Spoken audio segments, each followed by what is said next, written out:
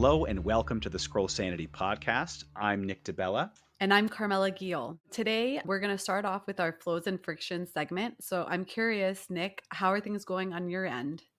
Pretty good, Carmella. Things are interesting right now for me. As we mentioned on a previous episode, I am beta testing a new device called the Sleek phone from a startup out of Nevada called Sleek, Sleke.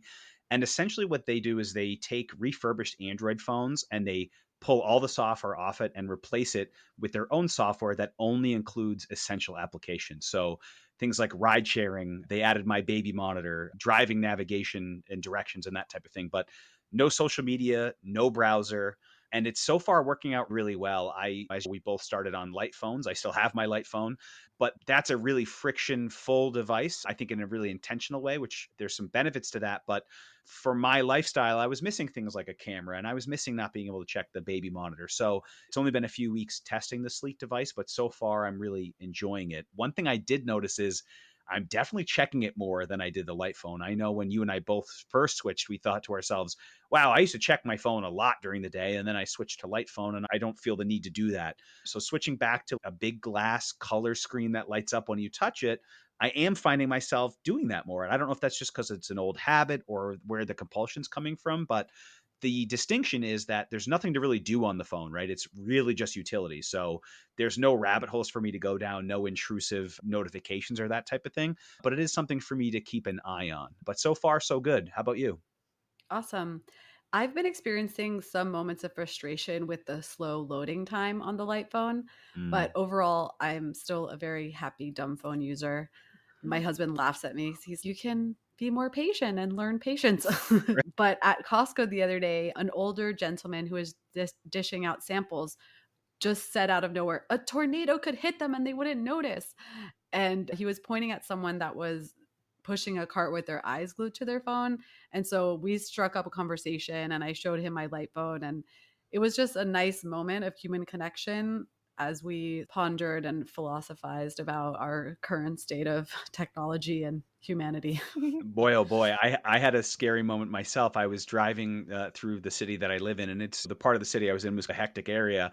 And somebody went right through a red light and not even quickly, probably 10 miles an hour, inexplicably. But when they passed, I looked in their window and they were on their phone. They rolled Yeah. right through a red light and didn't even seem to notice they did it. And when you think about that times Oh how my many God. vehicles are out there, it starts to get really scary if you think about it too much. Yes, absolutely. So, our guest today is Emily Brogan, and she's the mother of two daughters, ages 10 and 13. So, hi, Emily. Thank you so much for being on the show. I'm glad to be here. Thank you. And you're here because you and I have had several conversations about how you're navigating technology and smartphone with your daughters. As Jonathan Haidt has written about in his recent book, The Anxious Generation, rates of anxiety, depression, and self-harm have been rising across all major English-speaking countries, and suicide rates are higher for Gen Z girls. And Jonathan Haidt attributes that rise to the phone-based childhood. So I was wondering, when did you start thinking about how you were going to handle technology with your kids? So it's interesting because I was born in 1979. So I feel like this is the generation that we had our entire childhood was technology, not technology free. The Nintendo came out when I was 9 or 10. And then it wasn't until I think I was like a senior in high school when I started hearing about what the internet was. And Hmm. I was a senior in college when I got my first Nokia cell phone through like the Singular network. I think that was what it was called. And so then my 20s and early 30s were cell phones that you just used for calling and texting. And then I specifically remember when I was pregnant with Macy, who is 13 now, but that's when everybody was starting to get iPhones. It was in 2011. I had an iPhone, but I specifically remember my sister, who also has a 13-year-old daughter. They didn't have a phone yet or an iPhone yet to take pictures. They were using like a regular camera. Their childhoods started right when iPhones came out. So this progression, games were coming out on apps. You start giving your kid, I remember specifically a game called Monkey Preschool Lunchbox, and it was on my phone. And when we need a distraction quickly, it's, oh, here, play this game.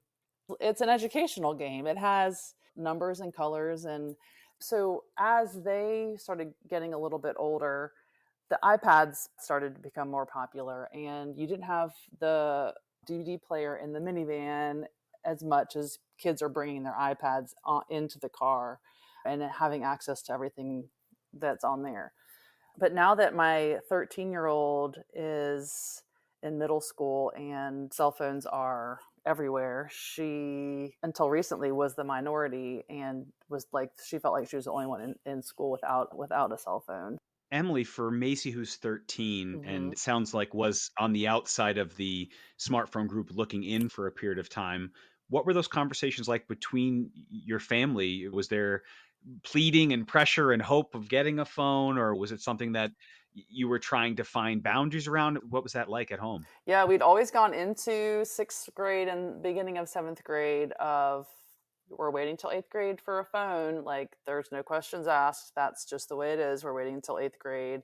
And then beginning of seventh grade through the first semester of seventh grade, she's wanting a phone more and more. And we're still pushing back. Nope, eighth grade. Okay. And then I start giving in to, okay, the last day of seventh grade. We'll wait Mm, until the last day of seventh grade, because then technically you're an eighth grader, so I can still hold my ground on what I've been holding on to the eighth grade. And I follow this online group called Wait Until Eighth on Facebook, where they post a lot of statistics and recommendations and advice to hold off until eighth grade. Their recommendation really is to hold off until the end of eighth grade. And she was just pushing and asking and begging. And so finally, over spring break of this past month, we ended up getting her a cell phone. and the pressures that she was bringing home, I imagine it wasn't the idea of the status symbol of having the smartphone. It was probably more about not being part of the conversation, right? Yep. There's conversations happening in these applications that are between friends and she's missing out. Part of the Actually, it tension. was more of, because she had an iPad at home that she could text on. So what she was able to Mhm. text, and she was able to watch shows on the iPad, but it had to be at home because I don't want the iPads out of the house unless it's a trip. So she was able to text on there, but it was more of just, her phone to her is like a accessory. She didn't feel Mm, cool. She felt left out. She felt weird not having this device to hold on to, so that when people look at her, they see that she has it. And yep. it really was more of that than anything for this group of girls that she's friends with. And she wouldn't even stay after school for basketball games because she didn't have a phone. And she felt so self-conscious about not having a phone that she was not staying after school to partake in after school activities because she just couldn't bear the thought of people knowing she didn't have a phone. That must have been hard as a parent to know you're Mm-hmm. essentially making a choice that makes your child feel excluded. And so it's that Right. really difficult balancing act. In terms of the technology you selected, is it a quote unquote dumb phone or is it a smartphone? It's an iPhone. And I took off the internet browser. So I have the Mm, family sharing plan. Like, I have to approve anything that she wants to put on there. So I went and took off the internet browser. And before we even got the phone, we made it clear that she's definitely not having social media, probably till 16. And she's been okay with that. She doesn't have a problem with that. There's a few times she's asked if she could get a couple apps. There's one called Be Real, and I looked into it, and it's social media. So I'm like, nope. So she can text and call on her phone, and she has games like Roblox on there. And then some online shopping like Shein, which is very popular these days, is on there, so she can look at stuff that she wants to buy. Can you share with us like any particular instance that has showed how this has influenced or affected your daughter's life? I know I was particularly struck when you were telling me about her birthday party. For Macy's 13th birthday, we met at Chick-fil-A, which is near their school. Her friends got dropped off over there just so they could hang out. And it's like the McDonald's of our generation. Everybody now goes to Chick-fil-A. This was before she had a phone. All of her friends who were there had one, and all of the girls were sitting around a big table towards the end of the meal, and they all had their phones out. Macy was sitting there without her phone. She gave me a look across the table like, see, this is what I'm talking about. And it was so sad to me to see all of these girls meeting up. Some of them aren't even 13 after school, Mhm. and they're all on their phones. They are talking to each other, but they all have phones right there in front of them. It's so different from any other childhood. Yeah. Have you guys talked about that emotional impact for her having felt excluded or how that makes her feel? Or And we talk a lot about how it has made her feel in the past when she's been in the car with friends who've had phones and Mhm. she hasn't. And as soon as they get in the car, they pull their phones out immediately. And then she's over there by herself, just looking out the window with no interaction because she was the only one without a phone. So I think, in a sense, it's been a good experience for her to have so that she could see that. We would talk about it, that if you're in a group, you just don't pull your phone out. Have a conversation with these people in the car, anywhere, but especially at the dinner table, at a restaurant. Phones don't need to come out. They need to stay put away Mhm. and look out the window, talk to your friends. Yeah, and can you also share with our listeners about your younger daughter and her iPad? When Clara turned 10, she got an iPad mini, and we don't have a house phone. So now that she's been staying at home a little bit more by herself for short times, running to the store, or she doesn't want to ride with me to take Macy somewhere. So we got her an iPad that had FaceTime and texting on it so that she could contact us if she was home alone. And then games and YouTube Kids was on there. And this past March, the week before spring break, she lost it. And it's somewhere in this house. I just don't know where it is. But it has been so interesting to see, because she lost it. She knows that we're not going out to the store tomorrow to buy another one. So she's just had to deal with it, and like the natural consequence of losing something and not having access to it anymore. And even though we limited time on screens during the week, it still has been such a difference. When she comes home from school, she does something different. She doesn't pick up the iPad. I would even prefer her to turn on the main TV in our living room before picking up an iPad. We only have one TV in the house, and it's in the living room. She has to watch shows on that. But I've really noticed she now enjoys going across the street and playing with the 6-year-old across the street. She doesn't have an option of picking up that iPad and getting sucked away into the minutes, hours of playing games or watching something on YouTube Kids. So it's been a great thing for me, not for her, but for me. For her too, she just doesn't know it. Emily, as we're talking about Clara, who's 10, and Macy, who's 13, I'm the proud younger brother of an older sister. And I know at my house, when my sister got something at 12 or 13, that meant I was counting down the days till I was 12 or 13, because that meant that's when I would get it. So I'm curious, having gone through everything you did with Macy before making the choice to go with the parentally controlled iPhone, is that still the plan for Claire? Are we going to, is it wait till 13 or 14, or is it see how it goes? Yeah, it'll be interesting because Clara turns 13 in September of her 7th grade year versus Macy, who didn't turn 13 until February of her 7th grade year. But yes, Clara, the first couple weeks, especially when Macy had that phone, Clara was so jealous. She just couldn't wait. She just could not stand it. And now that time has gone on, she has definitely chilled out about that, and she doesn't talk about it as much. So I think she knows that it's just not going to happen, and to stop asking. You said that social media is not allowed. And when I was a teenager, chatting wasn't allowed, and I wasn't allowed to get on AIM or AOL, but I did anyway. Mm-hmm. I found ways to do it on my browser, or I would download it and then I would delete it. So I had a very active life on AIM, even though my dad absolutely forbid it. So I'm curious, do you think that she's not on social media? Could she be on a browser? She could be like on her school computer. I guess why I'm not as concerned about that is because it's not in her pocket all day long, and she can't do it at school. And she's not really on her computer except for homework. So it would be a small amount of time if she were.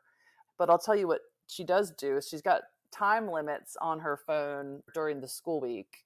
And so what she'll do is she'll take her computer, and she's really into the show Young Sheldon. I don't know if you guys have seen it. It's pretty cute. She'll watch that on her computer so she doesn't burn the time on her phone. So I have wondered that, because there's so many ways around it these days to get what you want. There are ways. And I've also noticed that her friends will text her a video or a picture or something that she can't get access to so that she can watch it. It hasn't been inappropriate up until now that I know of, but I have noticed that they'll text her something that she can watch. Emily, first, I have to commend you on making the choices you did, because you've already given a couple examples of the pressures in your house and kids who really want something, and that can cause challenges internally. And I think, Mhm. I'm sure sitting at parties with Macy and watching her be the odd person out, it can't be easy. What has the reaction been like from the other parents or the teachers in your community as your family makes a choice that is a little bit against the grain and swimming upstream compared to the standard protocol of people getting smartphones earlier in life? It's funny. I've been very vocal about this for a few years. And so people know how I felt about waiting. My sister, who has a 13-year-old daughter that's the same age as Macy, she and I are on the same page. So it's helped that those girls have had each other, the cousins have had each other. I've also been talking with the parents of Macy's friends and verbalizing how we're waiting, and getting other parents on board is helpful, because then if you've got a group of kids who are friends who don't have them, then it's not as big of a deal. She has friends from school who we're not as close to. That's where the pressure was coming. But my really close friends that are here in town, a few of them have waited a little bit longer than the friends from school. So it's been helpful to have other people that we can say, this person doesn't have it, this person doesn't have it, this person doesn't have it. And then it's okay, I'm not the only one. But I think getting a group on board, is a group of parents in your corner, is helpful.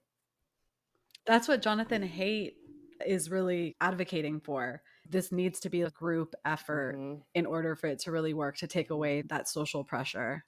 I think there's a lot to be said for it, but I think you've also had some difficulties, like some parents thinking that you're being a little too extreme. Some parents think I'm crazy. And of course, she would come home and she would say, this kid couldn't believe I didn't have, he was shocked. And he really was shocked that she didn't have a phone. He looked at her like, what?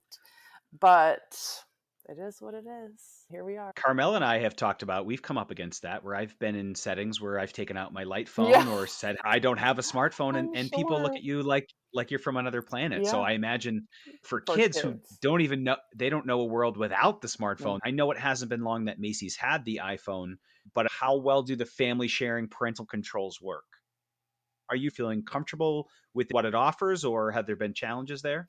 It's actually been better than what I had feared. I think a lot of what I feared was just in my head. It didn't come to fruition. She's been fairly responsible. The one thing we struggle with is she rides horses about 30 minutes from here. And one thing that she'll do when she gets in the car, when I pick her up from the barn, is she'll immediately pick her phone up in the car. And it's been a long day, and I don't really feel like chit chatting sometimes. And so I like just give in. And you know what? She's doing her thing. I'm just going to drive and listen to music. But that's the only thing that has really annoyed me so far. And sometimes I make her put it away, and sometimes I just let her catch up with her friends or whatever.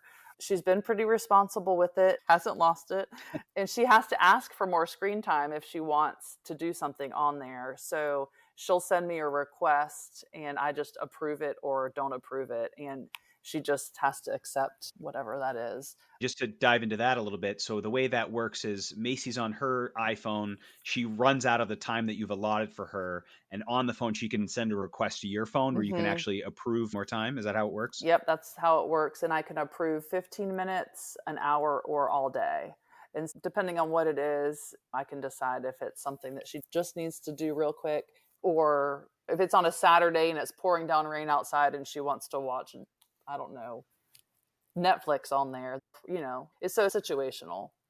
It's nice that they give that level of flexibility. I think it Mm-hmm. speaks to even the powers that be at these tech companies recognizing unfettered access to these things at a developmental age does lead to the world that Jonathan Haidt is trying to open our eyes to, Mm-hmm. which is a really scary one for sure. But then, have there been any silver linings in Macy having the phone now? I know for me, it might bring some peace of mind knowing she's got a way she can contact me if she's out in the world. Yeah.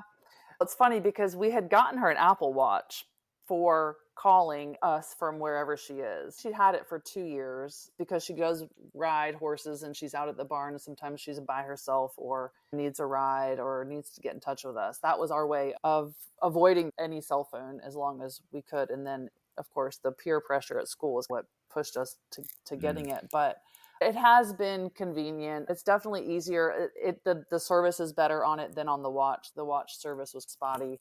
So she's definitely able to get in touch with us. And that part of it is just a different world. If you can't get in touch with somebody these days, it's so different than when we were growing up.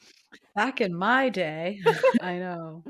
I just remember waiting hours for my dad to pick me up after soccer practice. I had to use a payphone. I would be like at a public bus stop or metro station in Miami with all my soccer stuff and my Discman, and just I have no idea where he could be or when he could be coming, but You just I'll waited. be here. Yeah. Yeah. I remember walking through the cafeteria at school asking people for a quarter because I had to use the payphone. So yeah, it's a different world now, that's for sure.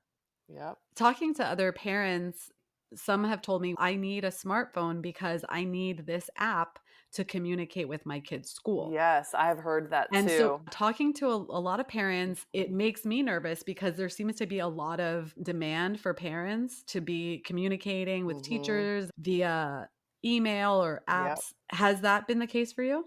It has. There's apps through the schools, and then their different sports teams have apps for communication, and a lot of them can be run through your email. But unless you get notifications that you have a new email, that drives me insane if every time my phone dings with a new notification. So yeah, I have a friend who doesn't have social media, and she's actually a teacher at my kid's school, and she misses out on, she doesn't know what's going on half the time because she doesn't have all the things through Instagram and Facebook. She's not on these groups where all this chatter is happening or these announcements are being made. And I've heard that from other parents too, that you have to have certain apps to communicate for different sports, activities, schools. Yeah. And one thing I was going to share too is I'm grateful that the school where my kids go, in the middle school at least, they aren't allowed to have phones out at all during the day. Like phones have to be turned off in lockers or in backpacks. They can't have them out at all. So that's been nice knowing that. Sending Macy to I wasn't even sure if I was going to send her to school with her, allow her to take it to school. But because of that, it doesn't matter because they can't have them out. Speaking to this idea of the school communication happening through smartphones, Emily, before we hopped on the interview with you, I was letting Carmella know that I am sending my 18-month-old daughter to daycare for the very first time. And the daycare has an app, and that is how they do all the communication if there's an emergency or they want to send you photos and that kind of thing. And as I said at the top of the show, I'm currently testing a phone that is not the light phone and is on a smartphone platform. And so I'm able to actually access that technology and make sure I'm in the loop, which I'm excited about because again, that fear of missing out, that pressure to be involved, but also it is our first time and I have some nerves, and it's something that with a traditional dumb phone, I would not have had access to. So I think as my parenting journey continues, I do see the need for some of these technologies to be in my life, whether I like them or not, or certainly I want them to be more utility driven than not. At this point, I think it has become somewhat of a privilege to be able to avoid that stuff, because I think some of the more expensive private schools that have really strict rules around technology, you can have a different relationship with apps or whatever as a parent. But I do think it will be an important thing for me as a parent to make choices that don't involve me being heavily connected to social media or a smartphone. I know some of my friends get like constant photos of their kid at preschool or whatever. And it just weirds me out when I think about there's a teacher on the other end that's got a camera in your kid's face all day. And I'm like, can you just pay attention to my kid? What I really am sending my kid there for is for you to give them the energy and attention that they need at this age. And I don't need to see all the pictures. I'll hear about it when he comes back, or I'll see the crazy art thing that he made or whatever. I can have some distance from my kid. And sometimes my kid goes to a very low key preschool, and once in a while the teacher will text me a photo and I won't even get to see it because of my light phone. She'll just be like, he's doing great. I'm like, cool. And when I check my email, I'll see him painting something. It's nice to see it every once in a while, but I've seen with some friends that it seems really excessive to me personally. Yeah, it starts to border on surveillance or some version of this that's not the same as when we were kids and we went to preschool and our parents didn't know what happened until they picked us up. Yeah, and that's also something that Jonathan Haidt writes about, this overprotectiveness, that not only are we overprotective physically of our kids, but then also in this digital realm, we're constantly connected to them, and they also deserve breathing room And trust. Yeah. Trust that everything's going to be fine. Or especially with so many apps now where you can track your friends and family, and you can always just pull up your phone and look and see where everybody is. There's something weird about that too. It's using fear to drive the technology in some ways that I don't know if it's really well-placed fear. And speaking of the fears and the challenges of life and specifically around parenting, Emily, you're a little further ahead in the parenting journey than I am. I'm curious, what advice do you have for parents? I know my wife and I have talked about it. My wife has a smartphone. She has much better habits with it than I ever did. But we both have agreed that we don't want our daughter to be on a smartphone. We want to avoid it as long as we can. So what advice do you have for folks who are trying to find those boundaries and stick to it as long as you did? Gosh, tablets and phones are in there's schools that use iPads now in elementary school, starting in kindergarten, where work is on there. And I guess just like anything with parenting, having boundaries and limits and just saying no and sticking to it and following through, which is hard. It's hard. You don't want to disappoint your kids. And I think nowadays more and more people have a hard time saying no to their kids, but also allowing a little bit of it because of the world we live in. All of their friends are going to be exposed to some of these things, just time limits, app limits, social media limits, and then just maybe giving them, as they grow, a little bit more freedom, but not full-fledged everything at age 3. I think that's so smart. This idea of kind of tapering and introducing it in stages makes a lot of sense. And I personally love that you're using the parental tools that are built into some of these technologies to make sure that the time and the access to certain materials is something that you're managing. I think for some of our listeners, that'll be a sigh of relief that if and when the time comes to get their families on these technologies, that there's roadblocks that already exist to make that as safe and controlled as possible. Emily Brogan, I want to thank you so much for joining us on the Scroll Sanity podcast. I know our listeners are going to gain a lot from our conversation. Thank you again for sharing it with us and for being a parent who's trying to do right by your kids by moderating the involvement of technology in their lives, because I know that's not an easy choice to make. Yes, Emily, thank you so much for being here. I think you're really brave and awesome. Thank you. So next up on the Scroll Sanity podcast, we'll be speaking to Emily's daughters as well as her niece about their experience from the other side. So make sure you're subscribed. Looking forward to that one. Thanks so much, Carmella. Thanks. Have a good one.